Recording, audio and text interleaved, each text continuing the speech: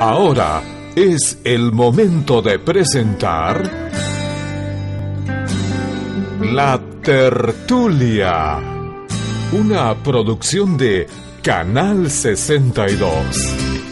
Hoy conduce Andrés Silva.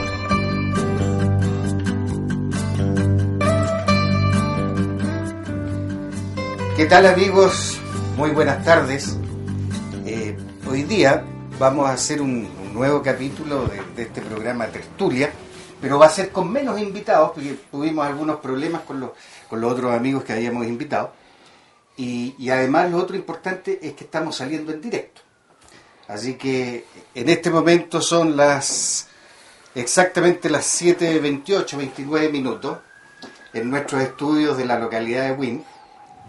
Y bueno, tenemos hoy día un tema que se nos ocurrió que era importante destacar a raíz de todo esto que está sucediendo con el problema de las tiendas La Polar. Y bueno, empezando a ver qué personas nos podían colaborar para poder llevar y asesorar a nuestros amigos, informarlos a ustedes un poquito por lo que estaba pasando. Encontramos que no había ninguna otra persona más capacitada para ello que nuestro buen amigo don Ramón Calderón, concejal de la Municipalidad de Wynn, pero además yo sé que para él hay algo que es mucho más importante, que fue expresidente del Club Deportivo Alto Jahuel. Claro, que no tiene mucho que ver con La Polar, pero bueno, no importa. Ramón, muchas gracias por estar con nosotros. Además aprovecho también de saludarte, porque hace pocos días, 3 días atrás nomás, estuviste de cumpleaños, ¿no? Así es, 46 años a mucha 46. honra. 46 a mucha honra. Mira, oye, hay gente que dice que tenía y muchos más. Bueno, debe ser por mi experiencia. Bueno, oye, Ramón, bueno, aquí para los amigos que quieran de repente hacernos alguna consulta, ya que estamos al aire y en directo, nos pueden llamar al teléfono 821-4523. Aquí nuestra secretaria les va a contestar el teléfono y nos va a pasar la pregunta a nosotros para que nuestro buen amigo Ramón Calderón la pueda responder, y en la medida de lo posible yo también les pueda asesorar. Así que por favor, 821-4523. Bueno, Ramón, a ver, entremos en tierra derecha. Todos ya de alguna u otra manera sabemos por todos los medios informativos qué es lo que ha pasado con La Polar y por qué ha tenido esta importancia tan grande, pero tú que has estado mucho más a caballo en esto, asesorando a toda la gente de acá, de la zona del Maipo, de Wynn, Paine y todo eso, a lo mejor tú nos puedes explicar un poquito más en detalle lo que está pasando.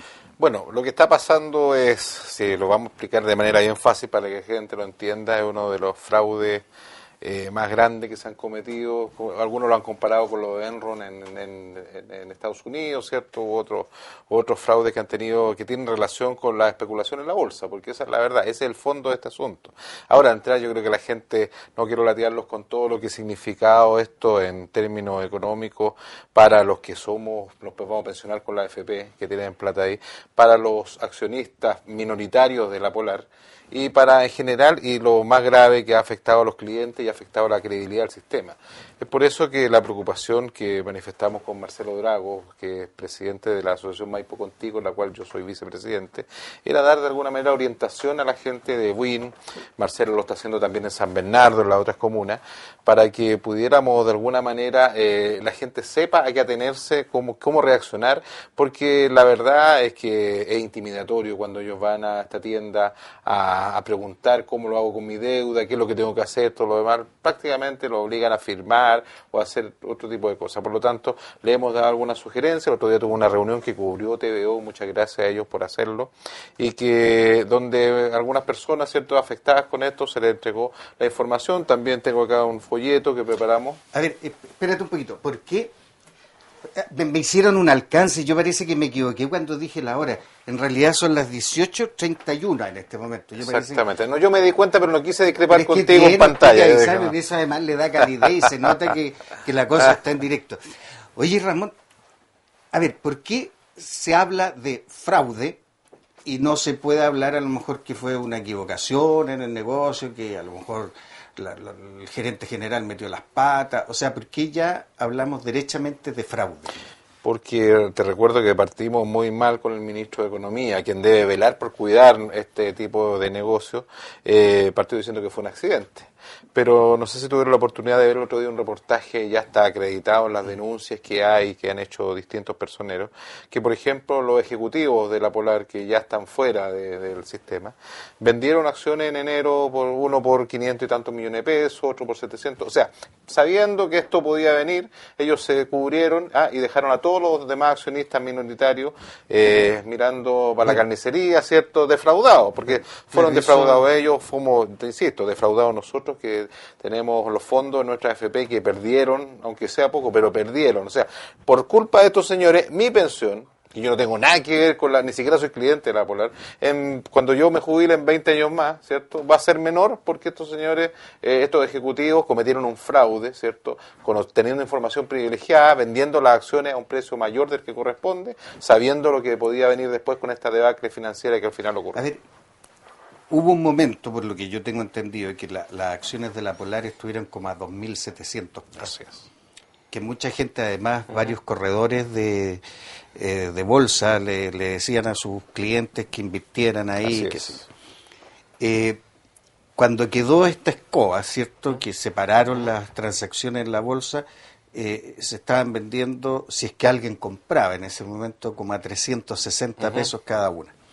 Ahora, tú hiciste un alcance y diste unas cifras del cual yo también las leí en algún momento, que 8 meses antes de que quedara esta batahola, una serie de 8 ejecutivos vendieron las acciones que les correspondían.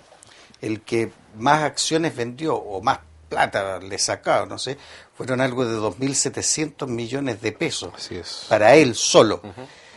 Y las que menos acciones vendió fueron algo de 550.000, que una señora, un apellido árabe, Sará, claro, que fue la que menos tocó, digamos.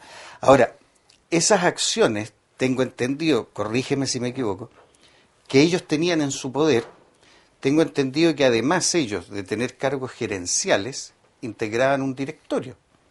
Algunos, a lo mejor no todos. Y que además, por lo que se supone que era el buen ejercicio comercial de la empresa, ellos recibían un bono que no era en dinero, sino que era en acciones. Y por eso es que ellos iban adquiriendo tantas acciones, además, que fue las que vendieron con posterioridad. ¿Es algo así? Es claro, es tan simple como decir que, por ejemplo, ellos obtenían ganancias propias, ¿cierto? Porque a mayor cantidad de repactaciones, que son estas repactaciones irregulares que le hicieron a la gente, aparecían en la caja, ¿cierto? Aparecía, y ahí viene la falla de los organismos fiscalizadores, aparecía la Polar excelente, todos decían, oye, la Polar tiene ganancias, a pesar que vende 5 veces menos que las otras tiendas del retail, aparecía con grandes ganancias. ¿Por qué? Porque iban aumentando de papel, o sea, la gente, era mejor para estos ejecutivos que la gente no pagara, porque la gente que debía 100, al siguiente mes debía 300. Y esos 300 se los repactaban al siguiente mes, ya debía 600 y ya debía un millón. Así en muchas oportunidades se fue dando eso, y yo creo que la verdad es un fraude, una estafa que le cometieron, te insisto, o sea, no tan solo a los afectados, a la gente que con mucho esfuerzo, a la gente más pobre, ojo, porque la gente que tiene en esa tienda de retail es la gente que no le dan crédito en otros lugares.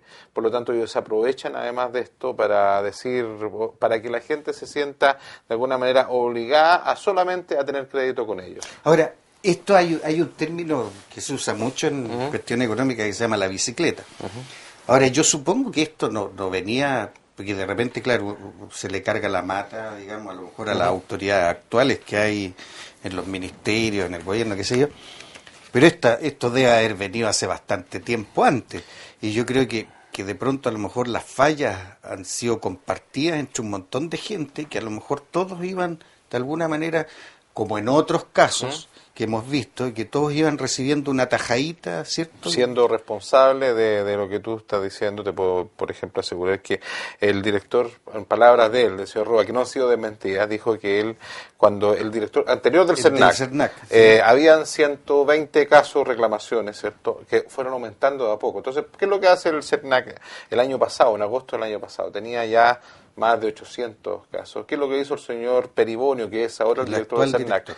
No hizo nada, siguió esperando, no le comunicó, lo vimos en el reportaje que tuviste, el superintendente de banco, el superintendente de valores y seguros, dijeron, a mí nadie nos ha informado esto, no nos informaron que estaba ocurriendo este tema. Entonces, por lo tanto, la gravedad, yo no estoy diciendo que ni Peribonio, ni estos señores hayan quedado con un peso, pero sí existe a mi juicio, una negligencia administrativa, al menos, ¿cierto?, de no haber informado a quien corresponde esta situación, porque al final estaba produciendo un problema en la bolsa, ¿ya?, que lo vimos con nuestros empresarios que allá en Londres trataban de decir que esto no era la generalidad, pero ojo, cuando empiezan estos conflictos de intereses, porque esto fue, al final en el fondo lo que tú planteaste de los ejecutivos, ¿cierto?, que tenían acciones, que además tomaban decisiones, que además eran ellos los que resolvían, ¿cierto?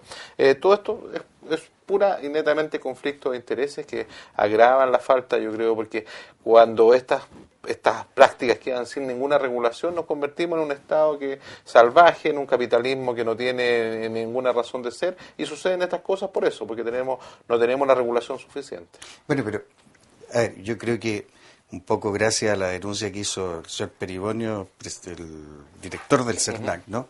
En mayo fue, no recuerdo el día, un poco gracias a eso se destapó esta cosa, porque, o si no, quizás todavía no se sabría y todavía seguiría esta cosa funcionando, ¿no? Pero si lo hubiera hecho en agosto no habríamos evitado muchos miles de millones, no habrían vendido las acciones, por ejemplo, estos frescos que las vendieron en enero. Si lo hubiera hecho en agosto. ¿En enero fue? Yo pensé que había sido unos meses antes.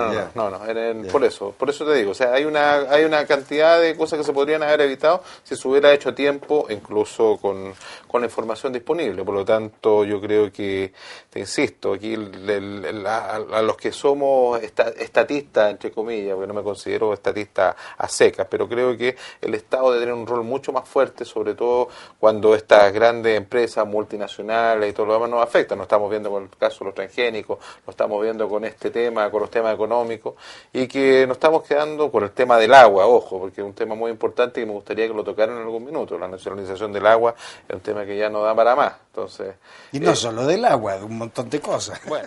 Ya volvemos.